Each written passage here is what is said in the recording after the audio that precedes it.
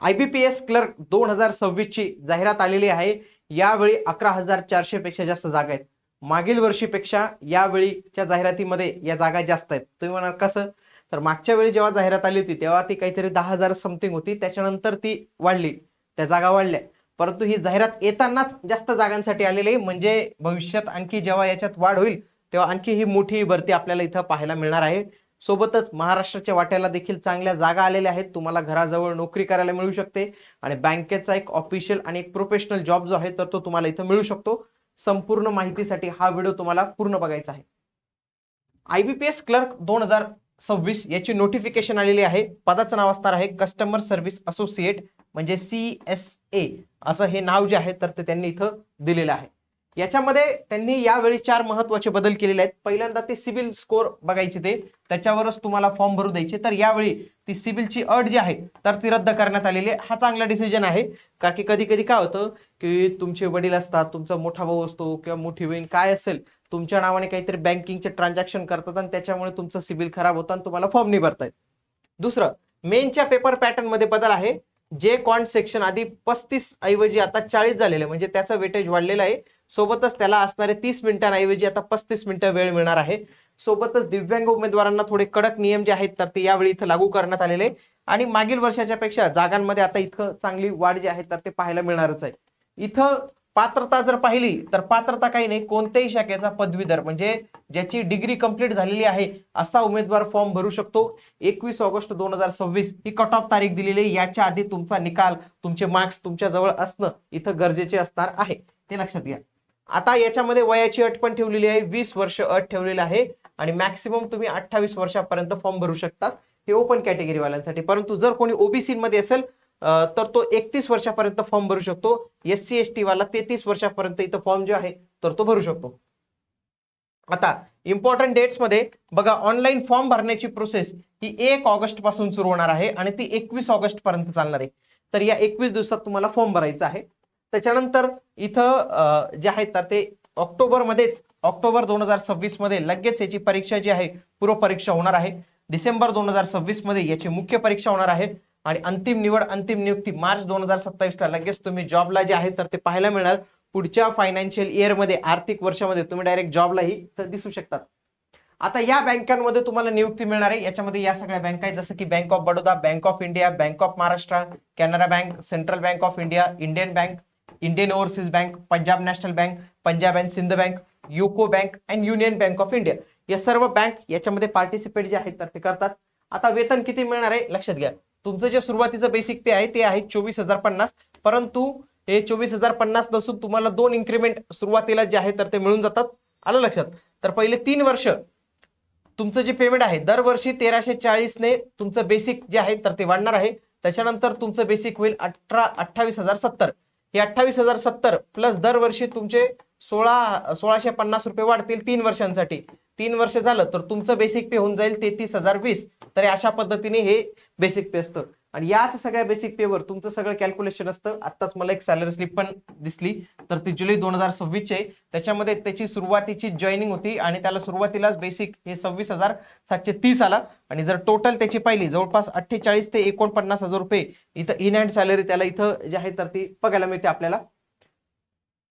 याच्यामध्ये परीक्षा शुल्क जे आहे, जो काही ओबीसी त्याच्यानंतर ओपन, EWS यांना काय आहे 850 रुपये जे आहे तर तो परीक्षा शुल्क भरायचा आहे. बाकी SC ST, दिव्यांग उमेदवार, एक्स सर्व्हिसमॅन यांना जे आहे तर ते 175 रुपये शुल्क जे आहे तर ते भरायचं आहे. निवडीचे 3 महत्वाचे टप्पे आहेत. पहिल्या टप्प्यात तुम्हाला पूर्व परीक्षा द्यायची, ती फक्त पात्रता आहे, म्हणजे पास करायचे, कट ऑफ काढून दुसऱ्या याच्यात जायचंय. आणि अंतिम निवड, अंतिम मेरिट जे आहे तर ते तुमचं मुख्य परीक्षेच्या आधारे होणार आहे. परंतु त्या राज्यात त्याच भाषेचा उमेदवार असला पाहिजे, त्याच्यामुळे स्थानिक भाषा चाचणी, लोकल लँग्वेज प्रोफिशियन्सी टेस्ट घेतली जाते. याच्यासाठी कुठली मुलाखत, इंटरव्ह्यू, काही स्किल टेस्ट वगैरे घेतली जात नाही. प्रिलिम परीक्षेचा जर पॅटर्न पाहिला तर इथं 3च महत्वाचे विषय आहेत बघा. इंग्लिश हा विषय आहे, न्यूमेरिकल ॲबिलिटी आहे आणि रिझनिंग ॲबिलिटी आपल्याला इथं पाहायला मिळतो. हे सगळेच्या सगळे पेपर्स आपल्याला इंग्लिश भाषेतच पाहायला मिळतात. ओके, आता इथं त्यांनी तो स्टार केलेला आहे. आता ते स्टार मध्ये ते लँग्वेज जे आहे तर ते भाषा जे आहे तर ते तुम्ही निवडू शकतात, तेवढं स्वातंत्र्य त्यांनी तिथं दिलेलं आहे. आणि ह्याच्यासाठी तुम्ही मराठी पण येतं, मराठी पण भाषा येते पुढं. 30 प्रश्न, 35 प्रश्न आणि 35 प्रश्न. ओके, 30 मिनिटे, 35 मिनिटे, 35 मिनिटे, 100 प्रश्न, 100 गुण. प्रत्येकाला सेक्शनल टायमिंग आणि सेक्शनल कट ऑफ पण असणार आहे. सेक्शनलचा पण कट ऑफ जो आहे तर तो इथं असणार आहे. पूर्व परीक्षा पास केल्यानंतर मुख्य परीक्षेला जाणार. मुख्य परीक्षा ऑब्जेक्टिव्ह म्हणजे काय, एमसीक्यू पॅटर्न प्रमाणेच आहे. सेम विषय असतात बघा, जनरल इंग्लिश, रिजनल आणि क्वांटिटेटिव्ह ऍप्टिट्यूड. फक्त एक विषय वाढला, जनरल आणि फायनान्शियल अवेअरनेस हा विषय वाढला. याच्यामध्ये तुम्ही भाषा निवडू शकतात, याच्यामध्ये भाषा, इंग्लिश तर इंग्लिशमध्येच राहणार आहे. 160 प्रश्न 200 गुणांसाठी 125 मिनिटं वेळ मिळणार आहे. सेक्शनल वेळ जो आहे तर तो आपल्याला इथं पाहायला मिळणार आहे.